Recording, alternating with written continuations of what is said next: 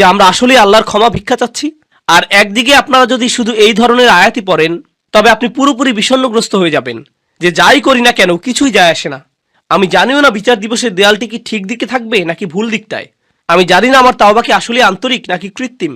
আমি জানি না। তাহলে কিভাবে জানতে পারি? কোরআনের একটি স্থান নিয়ে এত এত আলিম কথা বলেছেন, কোরআনের এত এত স্পেশালিস্ট মুতাদাব্বিরিন এটা নিয়ে কথা বলেছেন যে এই স্থানে আল্লাহর ক্ষমাপ্রাপ্তির বিষয়টা সবচেয়ে বিস্তারিতভাবে আলোচনা করা হয়েছে। ইসলামে ক্ষমার দর্শনের পুরো বিষয়টি ব্যাপকভাবে একটি স্থানে আলোচিত হয়েছে। এটা হচ্ছে সূরাতুজ জুমার। আর আমি এখান থেকে কিছু জিনিস প্রথমে আমার নিজের জন্য, এরপর সবার উদ্দেশ্যে আলোচনা করছি। যেমন এই খুতবার শুরুতেই বলেছি যে আমাদের সবার জন্যই এই আলোচনা। এই আয়াতগুলো সম্পর্কে আমি আপনাদের বলেছি, এর মানে এই নয় যে আমার এগুলোর দরকার নেই। এমন নয় যে আমি জান্নাতের গ্যারান্টি পেয়ে গেছি, আপনারা এখনো পাননি। বরং আমাদের সবার অবস্থা একই এখানে। আল্লাহ তাদের সম্পর্কে বলছেন যারা ইসলাম সম্পর্কে কথা বলে। আল্লাহ বলছেন, ওমান আহসানু ক্বালাম মিম্মান দাআ ইলাল্লাহ ওয়া আমিলা সলিহান ওয়া ক্বালা ইন্নানি মিনাল মুসলিমিন। আর তার চেয়ে কার কথা উত্তম যে আল্লাহর দিকে মানুষকে আহ্বান জানায় এবং নিজেও সৎ কাজ করে। এর মানে সে নিজেও আমলের ঊর্ধ্বে হতে পারবে না। শুধু কথা বলাই যথেষ্ট না, তার নিজেকেও আমল করতে হবে। ওয়া ক্বালা ইন্নানি মিনাল মুসলিমিন। আর সে স্পষ্টভাবে বলে দেয় আমি মুসলিমদের অন্তর্ভুক্ত। এর দুইটি অর্থ। এক, সে মুসলিম হিসাবে গর্বিত। আর দুই, সে নিজেকে অন্যান্য মুসলিমের চাইতে উত্তম মনে করে না, সে নিজেকে বেশি ভালো মনে করে না। তাই আমরা সবাই একত্রে, সবারই একই অবস্থা। আল্লাহর সামনে অন্তত এই দুনিয়াতে কেউই একজনের চাইতে অন্যজন উত্তম অবস্থায় নেই। আর শুধু আল্লাহই জানেন যে বিচার দিবসে আমাদের অবস্থা কি হবে। আর আল্লাহ এখনো জানেন আমাদের অন্তরের অবস্থা কেমন। যে আয়াতটি দিয়ে আপনাদের বলতে চাচ্ছি এখানে, তা আশা দিয়ে শুরু হয়। এটা গুরুত্বপূর্ণ, কারণ আমাদের দিন আশা দিয়ে শুরু হয়, ভীতি প্রদর্শন দিয়ে নয়। এটা সাবধানবাণী দিয়ে শুরু হয় না। যদিও আমার খুতবা তাই দিয়ে শুরু হয়েছিল, কারণ আপনাদের অনেকেই ছোটবেলা থেকে সবচেয়ে বেশি যেটা শুনে বড় হয়েছিলেন তা হচ্ছে ইসলাম ভয় প্রদর্শন দ্বারা পূর্ণ। আমাদের দিনে অনেক ভয় দেখানো হয়েছে। এটা করলে আল্লাহ তোমাকে ধরবে। বাচ্চাকাল থেকে বাবা মা এটা বলে আসছে, তুমি হারাম কিছু করলে আল্লাহ তোমাকে অনেক শাস্তি দেবেন, এই ধরনের শাস্তি, জাহান্নামে ওই ধরনের শাস্তি, এই শাস্তি। এগুলো কোত্থেকে শুরু হয়? কুল।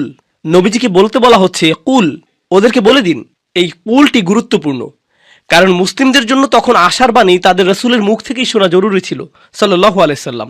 আর এই সুন্নতের ধারাবাহিকতা রক্ষায় আমরা এই আশা কিন্তু শুধু কিতাব থেকেই পাই না, বরং যারা রাসূল সাল্লাল্লাহু আলাইহি সাল্লামের উত্তরাধিকার বহন করেন তাদের কাছ থেকেও আশা পাই। এই লিগ্যাসি বহনকারী হিসাবে আপনি আমি, আমাদের উচিত ছিল অন্যদের আশার বাণী শোনানো। এই কুল শব্দের মধ্যেই, এই কুল শব্দটির মধ্যেই এই বিষয়টা সন্নিহিত। কুল ইয়া ইবাদিয়াল্লাযীনা আসরাফু আলা আনফুসিহিম। তাদেরকে বলে দিন আমার বান্দারা, আমার দাস, আমার বান্দা যারা নিজেদের বিরুদ্ধে চলে গিয়েছ। আরবিতে ইসরাফ মানে সীমা অতিক্রম করা, উচিতের বাইরে চলে যাওয়া। যদি আপনি বেশি খেয়ে খাবার গলা পর্যন্ত চলে এসেছে এমন অবস্থা হয়, তাহলে আপনি খাদ্য গ্রহণে ইসরাফ করেছেন, বেশি খেয়ে ফেলেছেন। যেখানে বেশি খরচ করা উচিত নয় সেখানে অতিরিক্ত খরচ করে ফেললে আপনি খরচই ইসরাফ করেছেন। প্রতিশোধ নিতে গিয়ে কারো উপরে চরের বিপরীতে যদি 10 গুণ চর দিয়ে বসেন, তাহলে আপনি প্রতিশোধ গ্রহণে ইসরাফ করলেন। ইসরাফ মানে বাড়াবাড়ি করে ফেলা। আল্লাহ বলছেন আমার বান্দারা যারা নিজেদের বিরুদ্ধে বাড়াবাড়ি করে ফেলেছ, তারা অনেক ক্ষেত্রে যা করার তার চাইতে বেশি করে ফেলেছে।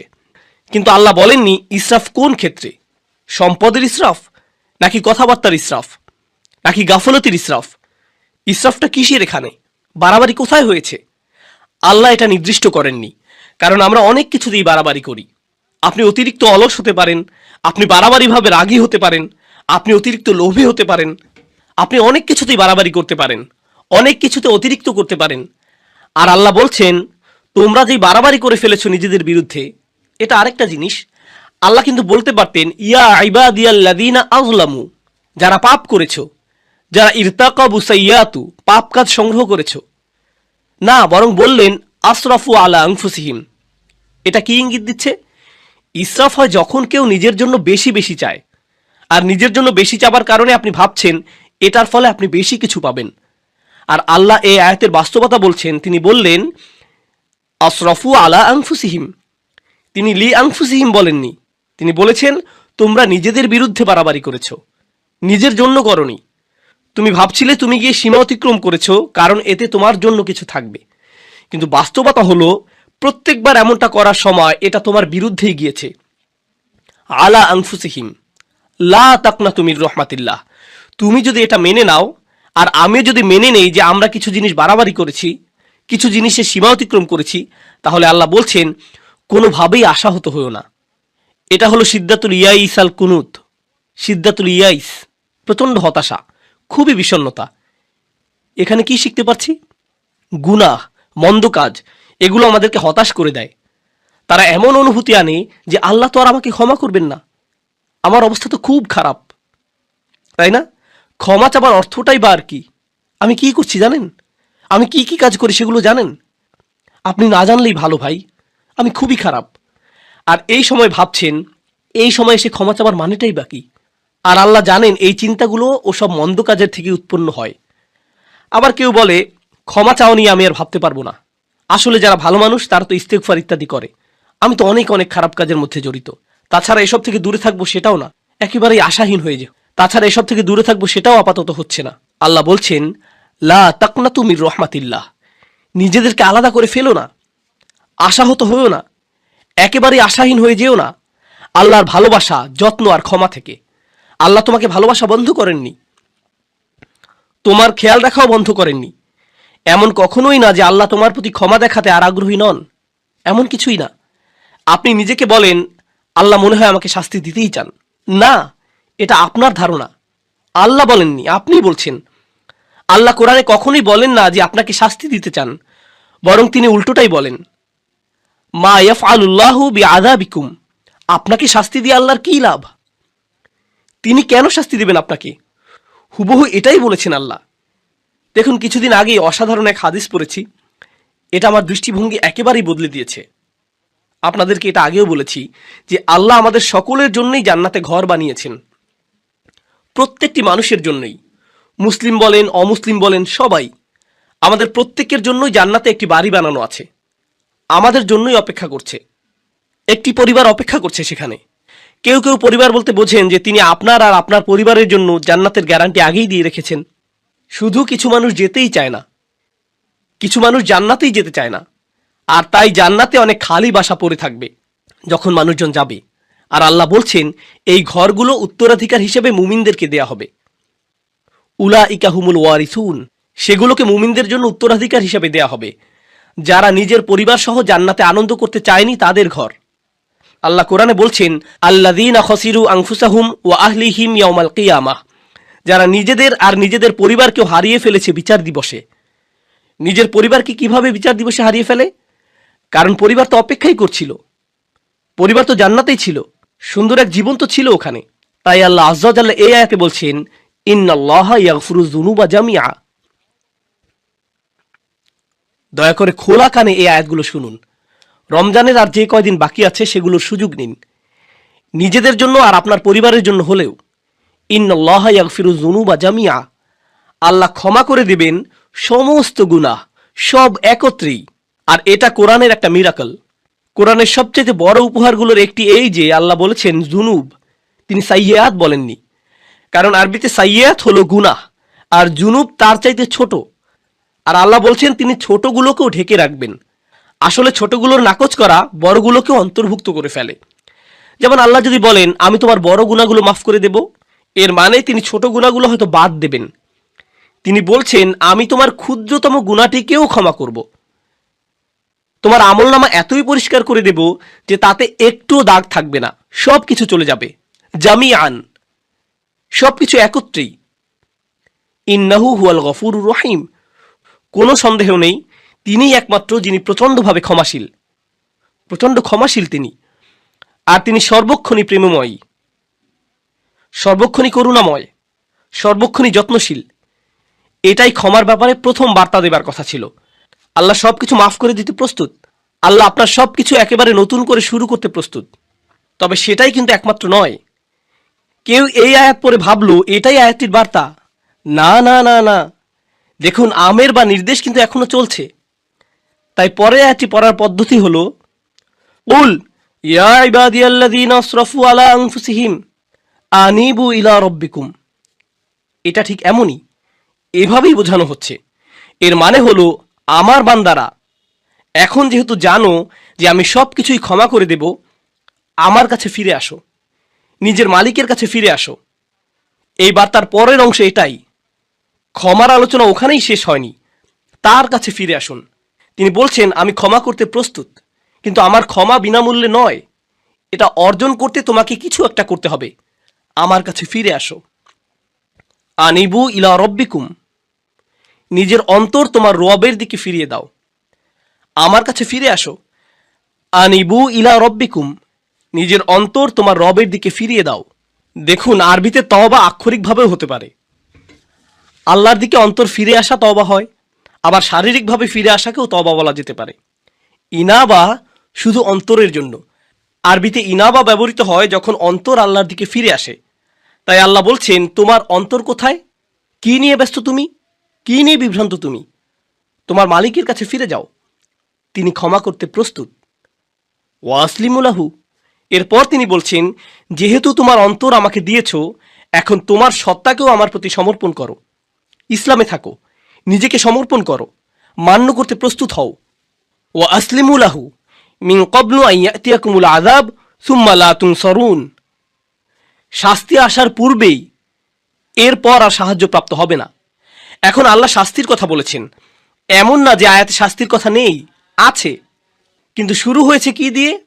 শুরু হয়েছে উৎসাহ দিয়ে, যে দেখো আমি সব ক্ষমা করতে প্রস্তুত, কোনো শাস্তিই তোমাকে দেয়া হবে না। তুমি যদি চাও তবে আমার কাছে ফিরে আসো, নিজেকে আমার কাছে সমর্পণ করে দেওয়া উচিত তোমার, আর তাড়াতাড়ি করো এটা। এমন ভেবো না যে অনেক সময় হাতে আছে। এমন লোকদের অন্তর্ভুক্ত হয়েও না বিচার দিবসে যাদেরকে বলা হবে তারা বাস্তুম, ভেবেছিলে তোমাদের হাতে অনেক সময় যে দেরি করলেও হবে, তাই না? এটা যেন ফি মানাতা আখারতুম, তুমি বিলম্ব করেছিলে, অনেক সময় আছে আরো, থাকুক, বাদ দাও। এই ধরনের কথাবার্তা, এমন ধরনের লোক হবে না। আল্লাহ বলছেন শুরু করে দাও, মিন কবলি। এই মিনকে বলে মিনা তাজিল, শাস্তি আসার ঠিক আগে আগে। আমি বলছি শাস্তি হতে কিন্তু দেরি নেই, কাছেই। বিচার দিবসের কথা বললে অনেকে মনে করেন বিচার দিবস অনেক দেরি, তাই না? ইন্নাহুম ইয়ারাউনাহুম বাঈদা, তারা মনে করে ওটা হতে অনেক দেরি।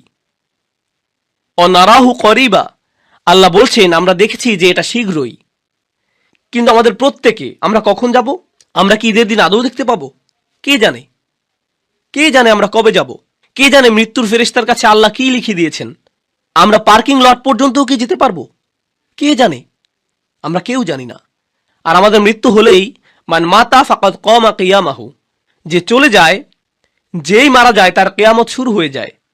আপনার কেয়ামতের জন্য ইয়ামুল কেয়ামা, পুনরুত্থান দিবসের জন্য অপেক্ষা করতে হবে না। এক সেকেন্ডেরই ব্যাপার এটা। আর ফেরেশতা যখন চলে আসবেন তিনি বলবেন না, ও সরি আপনার 5টা একটা মিটিং আছে না, তাহলে পরে আসছি। এমনটা কিন্তু হবে না। যখন যাবার সময় চলে আসবে যেতেই হবে, কোনো দেরি হবে না। তাই আল্লাহ বলছেন আর দেরি করো না, নিজের অন্তরকে আমার দিকে ফিরিয়ে আনতে আর সমর্পণ করতে বিলম্ব করো না। ও আনিবু ইলা রব্বিকুম ও আসলিমু লাহু। তাছাড়া আমাদের দিনের সৌন্দর্যটা দেখুন। কেউ যদি খুতবাতে বসে বসে সিদ্ধান্ত নেয় যে সে আল্লাহর দিকে ফিরে আসবে, সে এখনো কিন্তু কিছুই করেনি।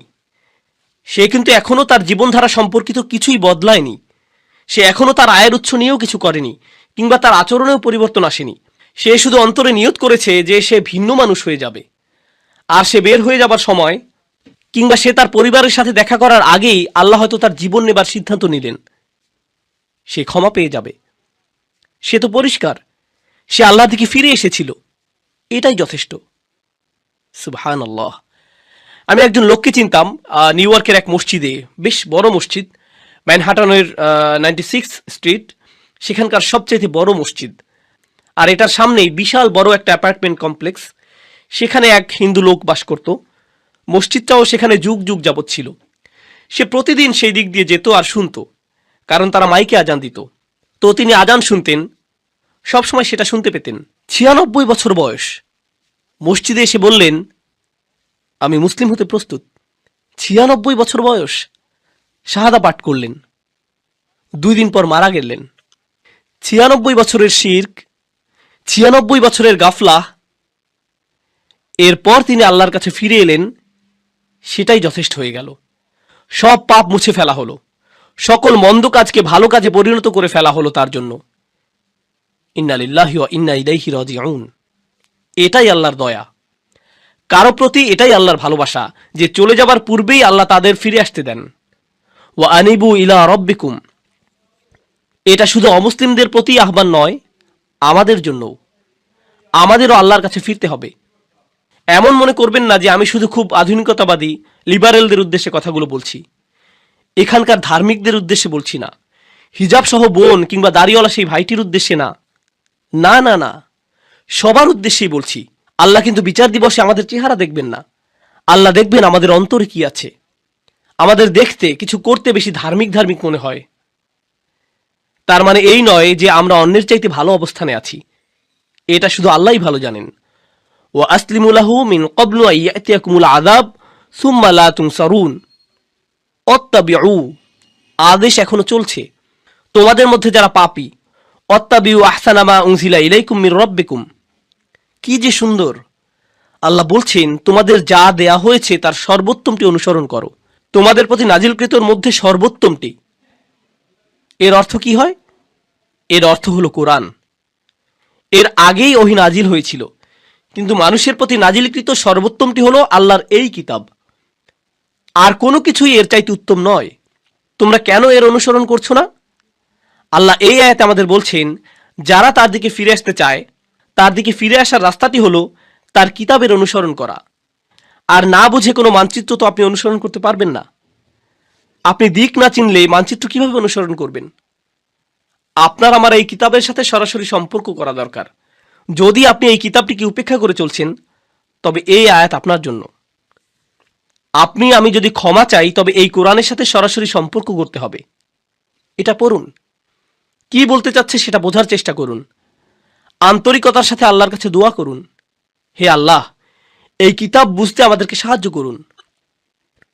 আমি অনুবাদ পড়ছি, কিছুই বুঝছি না, আমাকে এর ব্যাখ্যা বুঝতে সাহায্য করুন। আপনি কি বলতে চাচ্ছেন আমাকে বলুন। ইয়া আল্লাহ, আরবি শিখা আমার জন্য সহজ করে দিন, যেন আমি আপনার কিতাবের সাথে সম্পর্ক করতে পারি। আল্লাহ আপনার জন্য সহজ করে দিবেন। তিনি করবেন না এমন হবে না। সমস্ত মানব জাতির প্রতি এটা খোলা দাওয়াত। তিনি বলেছেন তিনি সহজ করে দিবেন। আমি তো এটা আপনার জন্য সহজ করে দিতে পারবো না, আল্লাহ পারবেন। ওয়ালাকাদ ইয়াসসারনাল কুরআনা লিযিকরি, তিনি বলছেন আমরা তো কোরআন সহজ করে দিয়েছি। তিনি বলেননি লিল আরব, তিনি শুধু আরবদের জন্য সহজ করে দেননি, বরং পুরো মানব জাতির জন্য সহজ করেছেন।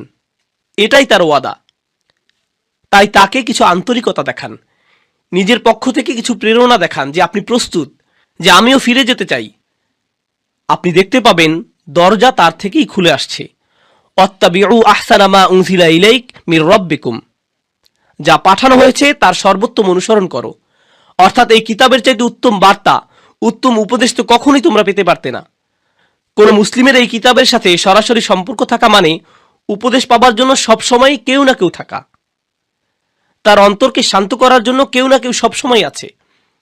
আপনি কোরআনের যে কোনো পৃষ্ঠা খুলে পড়া শুরু করুন, শান্তি আর সুখ পাবেন। আপনি খুশুখুশুর সাথে সালাত আদায় করুন আর আল্লাহর কথাগুলো তিলাওয়াত করুন, এমন সমাধান পেয়ে যাবেন যেটা কল্পনাও করেননি। আল্লাহর কথার মাধ্যমেই সেটা চলে আসবে আপনার কাছে। কোরআন অসীম, সর্বক্ষণ প্রাসঙ্গিক। এটা এমন একটা কিতাব যেটা সর্বকালে উপযুক্ত, আক্ষরিকভাবেই। কলেজে থাকতে আমি এক বন্ধুর সাথে এই এক্সপেরিমেন্ট করেছিলাম। তাকে বললাম, বন্ধু, সবাই তো বলে কোরআন হেদায়েত, চলো একটা এক্সপেরিমেন্ট করি। প্রত্যেকবার আমাদের কোনো সমস্যা হলেই চলো কোরআনের কোনো একটা পৃষ্ঠা খুলে পড়া শুরু করি, দেখি কোনো সমাধান পাই কিনা। আমরা এমন 2-3 মাস যাবত করলাম, আর সুবহানাল্লাহ, আমরা প্রতিদিন মেলাতাম। আমি এটা পেয়েছি, এই সমস্যা হয়েছিল, আর এই আয়াত পেয়েছি। আর আমি এটা খুঁজছিলামও না, শুধু কোরআন পড়ছিলাম, আর সেটা চলে এলো। এটাই আমার জন্য আল্লাহর সমাধান। দেখলেন, আমার জন্য আল্লাহর উপদেশ এটা। সুবহানাল্লাহ, কি অসাধারণ ব্যাপার! এমনই তো হবার কথা ছিল। আমাদেরকে দেয়ার এর চাইতে উত্তম আর সুন্দর জিনিস আর কি হতে পারে, তাই না? এরপর আল্লাহ বলছেন, অত্তাবিউ আহসানা মা উনজিলা ইলাইক মির রাব্বিকুম মিন ক্বাবলি আন ইয়াতিয়াকুমুল আযাবু বাগতাতান ওয়া আনতুম লা তাশউরুন। শাস্তি তোমার উপর আসার আগেই, হঠাৎ করে, তুমি কিছু বোঝার আগেই। অন্য কথায়, যারা আল্লাহর কথাগুলো জানে এরপরেও আল্লাহর দিকে ফিরে আসার চিন্তা করে না, তাদের শাস্তি তো আসবেই। কারণ আল্লাহ তো তাদের রাস্তা দেখিয়েছেন। দেখো, আমি তোমাদেরকে ক্ষমা করতে চাই, এই যে নাও কিতাব, নাও এটা। আপনি যদি না নেন তবে আল্লাহকে এরপর দোষ দিতে পারবেন না। তাই পরের আয়াতগুলো হলো যাদের ক্ষমা নিয়ে ভুল ধারণা আছে তাদের সম্পর্কে। এটাই হলো ক্ষমার আসল বুঝ। এই রাস্তাতেই আপনার যাবার কথা। আল্লাহ ক্ষমা করতে প্রস্তুত আছেন যদি আপনি পিছনে ফিরে আপনার বাড়াবাড়ির জীবন, গুনাহের জীবন ছেড়ে চলে আসতে চান তার কাছে। আর যদি ওহির মধ্যে সর্বোত্তম ওহির অনুসরণ করতে চান, যদি তা করতে চান, তাহলে ক্ষমার দরজা খোলা আছে। তবে আপনি আশায় পরিপূর্ণ থাকবার কথা। আল্লাহ আমাদের সবাইকে ক্ষমার যোগ্য বানিয়ে দিন। এরপর অন্যদিকে যখন হঠাৎ করে শাস্তি চলে আসে, আচ্ছা দেখুন, এগুলো সবকিছুই কিন্তু বহু বচনে ছিল, আয়াতটি ছিল বহু বচনে। এর মানে কি জানেন? যে পুরো সমাজকে বলা হচ্ছে যেন ঠিক হয়ে যায় যে আমাদের একে অন্যকে আল্লাহর নিকটবর্তী হবার ব্যাপারে উৎসাহ দেবার কথা, আমাদের একে অপরকে পেছনে ফেলে আসার কথা না। কিন্তু একটি দিন আসছে যখন সেই দিন আসবে কোনো সমাজ তখন থাকবে না। আমরা সবাই সেদিন একা হব, সবাই বলবো নাফসি নাফসি, আমি নিজে আমি নিজে। সেদিন কোনো একত্রিত পরিবার থাকবে না। দেখুন, আমরা পরিবার সহ বেড়াতে যাই, সবাই মিলে একত্রে গাড়িতে উঠি, সবাই একসাথে যাই, কিন্তু সেই সফরে সবাই একাই ভ্রমণ করবে। আপনি আপনার পরিবারের সাথে থাকবেন না, এমনটা আর হবে না। আর সেই দিনে এখন আয়াতগুলো সব এক বচনে। তাই সে বলছে আন তাকুলা নাফসুন ইয়া হাসরাতা আলা মা ফাররাতা ফি জামবিল্লাহ ওয়া ইন কুনতু লামিনাস সাখিরিন। এই আয়াতগুলো এতটাই প্রাসঙ্গিক, আল্লাহে আমি অনেক ইমেইল পাই যাদের এমন কোনো সমস্যা, আমি তো অবাক। ১,৫০০ বছর পরেও সমস্যাগুলো বদলে যায়নি। সেদিন এমন লোকও থাকবে যারা বলবে, হে আল্লাহ, ইয়া হাসরাতা শেষের আটি ইয়াতেও রূপান্তরিত হতে পারল না, কারণ ইয়া মুচকি হাসির কাছাকাছি। লোকটি তার কারাহা, তার হুজুনের জন্য ইয়া উচ্চারণ করতে পারছে না। হায় হায়, কি অনুশোচনা আমার, এ কি করে ফেললাম আমি। এমনটাই সে বলছে, ইয়া হাসরাতা আলা মা ফাররাতু ফি জামবিল্লাহ, যে আমার থেকে যা আশা করা হয়েছিল তার চাইতে অনেক কম করে ফেলেছি। আল্লাহর উপস্থিতিতেই, আল্লাহর সান্নিধ্যেই। আপনাদেরকে বুঝিয়ে বলার চেষ্টা করছি এখানে কি বলছে। আল্লাহ শুরুতে বলেছিলেন তোমরা শুধু বাড়াবাড়ি করো, তোমরা সীমা অতিক্রম করো শুধু, আর শুধুমাত্র সেসব জিনিসই তোমরা ছাড়াছাড়ি করো যেগুলো আল্লাহ চান যে তোমরা করো। এটাকে বলে তাফরিদ, প্রত্যাশা থেকে কম করা। আর ওই লোকটি, আয় হায়, আমি প্রত্যাশা থেকে কম করে ফেলেছি, ঠিক আল্লাহর সংস্রবে থেকেই। আর আল্লাহর সংস্রব মানে কি? ফি জামবিল্লাহ। কুরআন বলছে ওয়াসাহিবিহি বিল জাম্ব, যে আপনার পাশেই বসে আছে। জাম্ব মানে আল্লাহর ঠিক সাথেই। আপনি মসজিদের কাছেই থাকতেন, আপনি মুসলিমদের পাশেই বসে আল্লাহর কিতাব থেকে উপদেশ শুনতেন, আপনি কোরআনের তেলাওয়াতও শুনতে পেতেন, আপনার পরিবারের লোকেরা আপনাকে নসিহত দেওয়ার চেষ্টা করত, আর সবাই আপনাকে এভাবে আল্লাহর সংস্রব দিত। আল্লাহর সংস্রব মানে প্রথমত আল্লাহ নিজেই নিকটবর্তী, ফাইন্নী করিব। দ্বিতীয়ত যারা আপনাকে আল্লাহ স্মরণ করিয়ে দিত তাদেরকে দূরে ঠেলে দিতেন। আরে যা করছি যাও তো, আরে যা করছি করতে দাও তো, আমি কি করব তোমাকে বলতে হবে না, উপদেশ দেওয়া বন্ধ করো, আমার দরকার নেই উপদেশের, আমি ঠিক আছি, ভালোই আছি, আমার বাণী শোনার দরকার নেই এখন। লোকটি বলছে, হায় হায়, কি করলাম আমি, আমি কিভাবে শৈথল্য করলাম, আমি সহজেই উতরে যেতে পারতাম। এরপর সে কারণ দর্শাচ্ছে। তরুণ ভাইয়েরা, দয়া করে শুনুন, সে কারণ দিচ্ছে কেন সে শৈথিল্যতা করেছিল। সে বলছে ওয়াইন কুনতা লামিনাস সাখিরিন, আমি ঠাট্টা বিদ্রুপকারীদের মধ্যে অন্তর্ভুক্ত ছিলাম। আমি এই সব কিছুকে কৌতুক মনে করেছিলাম, আমি এই সব কিছুকে হাওয়ায় উড়িয়ে দিতাম। ধুর, নসিহতের প্রতি এমনই আচরণ করতাম, আক্ষরিকভাবেই। সাখির, আমি পাত্তাই দিতাম না। অনেক মানুষ আছে না আল্লাহর ক্ষমার উপর ভরসা হারিয়ে ফেলে। এই আয়াত তার পরের ধাপ বলছে, এটা যারা ক্ষমাকে পাত্তাই দেয় না তাদের কথা বলছে। তারা মনে করে এইসব মজা, কিসের জন্য ক্ষমা, ও বিচার দিবস, আচ্ছা, এটাকে তারা গুরুত্বই দিত না। এখন এই লোক বিচার দিবসে দাঁড়িয়ে চিৎকার করছে, হে আল্লাহ, কিভাবে আমি এটাকে পাত্তা না দিয়ে থাকলাম, এটাকে কেন কৌতুক মনে করলাম। এরপর দ্বিতীয় ধরনের লোক, আও তাকুলা লাউ আন্নাল্লাহ হাদানি, দ্বিতীয় ধরনের লোক বলছে, ইস, যদি আল্লাহ আমাকে হেদায়েত দিতেন, এটা আল্লাহর দোষ, তিনি যদি আমাকে হেদায়েত দিতেন তাহলে লাকুনতা মিনাল মুত্তাকিন, তাহলে আমি মুত্তাকিদের অন্তর্ভুক্ত হতাম। আল্লাহ সিদ্ধান্ত নিয়েছিলেন যে আমি বিদ্রুপকারী হব, আল্লাহরই সিদ্ধান্ত যে আমি নামাজ পড়িনি, আল্লাহ ঠিক করেছিলেন যে আমি অলস থাকব, তিনি ঠিক করেছিলেন আমি বদরাগী হব। এটা তো আমার দোষ না, এটা আল্লাহর দোষ। এটাও সে বিচার দিবসে বলছে। সে এই দুনিয়াতে মিথ্যুক ছিল, আখিরাতেও মিথ্যুক। তুমি আল্লাহর উপরে চাপিয়ে দিচ্ছ, হ্যাঁ, যেন সব দোষ তারই, যেন তারই সব দোষ, যেন তোমার কোনোই দোষ নেই। সুবহানাল্লাহ, এটা তো অন্য কারোর জন্য করো না। কেউ রাস্তায় তোমাকে আটকে দিল, আল্লাহর দোষ। এই লোক সে তো গাড়ি চালাতেই জানে না, দেখে চালাতে পারে না, তাকে ফাইন করা উচিত। তাকে কেন দোষ দিচ্ছ? নিজেকে তো দোষ দাও না, তাই না? আপনি কোনো গ্রোসারি দোকানে গেলেন, ক্যাশ রেজিস্টারে গিয়ে টাকা পরিশোধ করছেন, এখন সেই লোক টাকা ফেরত দিল না, 10 টাকা ফেরত পাবেন আপনি, সেটা সে দিল না। এই যে আমার 10 টাকা কই? সে বলল, এটা তো আল্লাহর দোষ, আল্লাহ ঠিক করেছেন আপনি টাকাটা পাবেন না। কি বলছেন আপনি? আমার 10 টাকা ফেরত দিন। অন্য মানুষদের কাজে তাদেরকে দোষ দিতে আপনি ঠিকই জানেন, কিন্তু যখন নিজের বিষয় আসে তখন বলেন, না না না, আল্লাহ সিদ্ধান্ত করেছেন যে আমি মন্দ কাজ করব।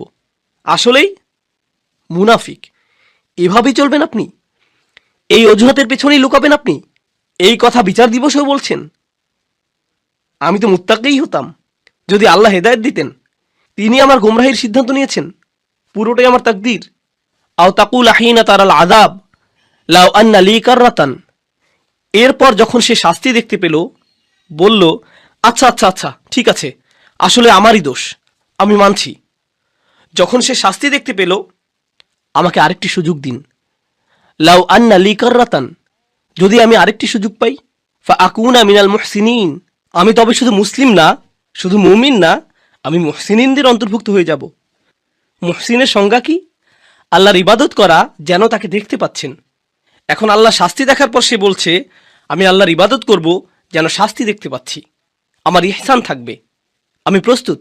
ইয়া আল্লাহ, আমাকে একবার ফেরত পাঠান, আমি খুব ভালো হয়ে যাব, আমি বদলাতে একদম রাজি আছি, শুধু একটা সুযোগ দিন, আপনি তো আর রহমান, আমাকে তো সুযোগ দিবেন। এই ধরনের কথাগুলো মানুষেরা বলবে, এসব অজুহাত তারা দেবে, কারণ ক্ষমা পাওয়ার মানে কি তারা বুঝতেই পারেনি। আর আল্লাহ তাদের কি উত্তর দেবেন? খুতবা শেষ করতে করতে বলছি, বালা, না না না, বরং উল্টো। প্রথম যেই লোকটি বলেছিল, ইয়া আল্লাহ, আমার শৈথল্য হয়ে গিয়েছে, আমি দুঃখিত, না, আপনার দুঃখিত হওয়াতে কিছু যায় আসে না। দ্বিতীয় লোকটি যে বলল, যদি আল্লাহ আমাকে হিদায়াত দিতেন তবে আমি ঠিক থাকতাম, আল্লাহ বলছেন এই যুক্তি এখানে চলবে না। বালা, ইয়া আল্লাহ, আমাকে আরেকটি সুযোগ দিন, এবার ঠিকই ভালো হয়ে যাব, সত্যি বলছি, এবার সব কিছু ঠিকঠাক মতো করব, খুবই গুরুত্ব সহকারে করব, আর ঠাট্টার পাত্র বানাবো না এবার। আল্লাহ বলছেন, না, সেই সময় শেষ। আমি তোমাকে বার্তা পাঠিয়েছিলাম যে আমি সব মাফ করে দিব, কিন্তু তুমি পাত্তা দাওনি, তুমি ছুঁড়ে ফেলেছিলে, সেই আমন্ত্রণে থুতু দিয়েছিলে, তুমি এটাকে কৌতুক ভেবেছিলে, সেটা তোমার দোষ, সব তোমার দোষ। আল্লাহ বলছেন, বালা, কদ জাআতকুম আয়াতি, আমার আয়াত এসেছিল তোমার কাছে, আর এটা এক বচনে। এর মানে কি জানেন? ওহী রাসূলুল্লাহ সাল্লাল্লাহু আলাইহি সাল্লামের কাছে এসেছিল, কোরআন তার কাছে এসেছিল, আর তার মাধ্যমে আপনাদের সবার কাছে আলাদা আলাদা করে। আল্লাহ বলছেন, জাআতকা আয়াতি, জাআতকা আয়াতি, আমার আয়াত তোমার কাছে এসেছিল, আর তোমার কাছে, আর তোমার কাছে। আর এটা আতাতকা আয়াতিও নয়, বলছে জাআতকা আয়াতি। যা মানে অনেক দূর থেকে আসা। আমি সপ্ত আসমান থেকে কোরআন পাঠিয়েছিলাম, অগণিত ফেরেশতা সহ পাঠিয়েছিলাম আল্লাহর শেষ রসুল সাল্লাল্লাহু আলাইহি সাল্লামের কাছে। তিনি রক্তাক্ত হয়েছিলেন যেন তুমি একদিন কোরআন পড়তে পারো, আমরা যেন কোরআন তেলাওয়াত করতে পারি, এজন্য মানুষ জীবন দিয়েছে, মানুষ জীবন বিকিয়ে দিয়েছে, যেন একদিন মানুষ লা ইলাহা ইল্লাল্লাহ বলতে পারে, যেন একদিন কিতাবটি খুলে ফাতিহা পড়তে পারি। সেই আয়াত তোমার কাছে এসেছিল, ফাকাযযাবতা বিহি, আর তুমি ভেবেছিলে এই সবকিছুই মিথ্যে, সেগুলো উপেক্ষা করেছো। অস্তাকবারতা, তুমি অহংকারপূর্ণ ছিলে, আমার বাণীর প্রতি আর আমার কিতাবের প্রতি অহংকার করেছিলে, এত দূর থেকে আসা বার্তাকে উপেক্ষা করার সাহস করেছো তুমি, এটাই তুমি ছিলে না? ওয়াকুনতা মিনাল কাফিরিন, তুমি তো সবসময় কাফির ছিলে। চাইলে এখন আল্লাহর কাছে এসে সারাদিন ধরে কাঁদতে পারো, এটাই হলো ক্ষমার প্রকৃত বুঝ। আল্লাহর আয়াত আমাদের সবার কাছে এসেছে। এই মাসে আমরা ওহী আগমন উদযাপন করি, এই মাসে আমরা বলতে পারি, ইয়া আল্লাহ, আপনার আয়াত এসেছে আমার কাছে, আমাদের সবার কাছে আপনার আয়াত এসেছে, আর আমরা এগুলোর প্রতি অহংকারী হব না, আমরা এগুলো উপেক্ষা করব না, আমরা গুরুত্ব সহকারে নেব সেগুলো। কোরআনের সাথে আপনার সম্পর্ক এই মাসেই ঠিক করুন, যেন মাস শেষ হবার পরেও সেটা চালিয়ে যেতে পারেন, সেসব মানুষদের অন্তর্ভুক্ত হন। দোয়া করি যেন আমি তাদের মধ্যে হতে পারি, যেন আপনারা তাদের মধ্যে হতে পারেন, যেন আল্লাহ আমাদের জন্য কোরআনের সান্নিধ্যে যাওয়াটা সহজ করে দেন, যত দিন যায় আরো কাছে যেন যেতে পারি, অলসতা যেন আমাদের কখনো ছুতে না পারে। এই উপহার, এই ভালোবাসা কোরআনের প্রতি যা আল্লাহ আমাদেরকে দিয়েছেন, সেটা যেন আমরা সবার কাছে ছড়িয়ে দিতে পারি, সেই দোয়া করছি। এই উপহারের মহত্ব ও গুরুত্ব যেন আমরা আমাদের সন্তানদের মাঝে ছড়িয়ে দিতে পারি, তাদের মধ্যেও যেন এই ভালোবাসা গড়ে ওঠে। আপনার বাচ্চাকে ভিডিও গেম কিনে দিলে কত খুশি হয় খেয়াল করেছেন? তাদের চেহারার আনন্দ লক্ষ্য করেছেন? ঈদ আসছে, তাদেরকে আমরা খেলনা দেব, তখন তাদের চেহারার আনন্দ দেখেন, কত খুশি তারা, কিভাবে চিৎকার করছে। এটাকে আরবিতে ফারাহ বলে। আল্লাহ কোরআন সম্পর্কে বলছেন, ফাবিযালিকা ফালিয়াফরাহু। এই কোরআনের কারণেই তোমাদের উচিত খুশিতে উৎফুল্ল হওয়া। কোথায় সেই খুশি? কোরআন নিয়ে সেই আনন্দ কোথায়? আমাদের কিভাবে নবীজি সাল্লাল্লাহু আলাইহি সাল্লাম বলবেন, ইয়া আহলাল কোরআন, হে কোরআনের মানুষ, কোরআনের লোকজন, সেটা কোথায়? আজকেই ঠিক করার সময়। কালকের জন্য অপেক্ষা করবেন না, আজ রাতের জন্য অপেক্ষা করবেন না। কোরআনের মানুষ হয়ে যান, আল্লাহর নিকটবর্তী হবার মতো মানুষ হয়ে যান, তার ক্ষমা অর্জন করে নিন, তার আমন্ত্রণ গ্রহণ করুন। আল্লাহ যেন আমাদের সবাইকে তার ক্ষমা, তার ভালোবাসা, তার করুণার যোগ্য বানিয়ে দিন। যেন আল্লাহ আজ্জা জাল্লাহ আমাদের সবাইকে, আমাদের সন্তানদেরকে, আমাদের পিতামাতা, আমাদের আত্মীয়দের তার জান্নাতে প্রবেশ করিয়ে দিন। আল্লাহ আজ্জা জাল্লাহ যেন সকল মুসলিমদের সকল ভুল মাফ করে দেন। আল্লাহ আজ্জা জাল্লাহ যেন সমস্ত রোজা, সকল ইবাদত কবুল করে নেন, এমনকি যেগুলো ভুলে ভরা, অলসতায় ভরা, সেগুলোও আল্লাহ যেন আমাদের সবাইকে তেমন বানিয়ে দিন। বিচার দিবসে তার ছায়ার নিচে দাঁড়ানোর তৌফিক দিন।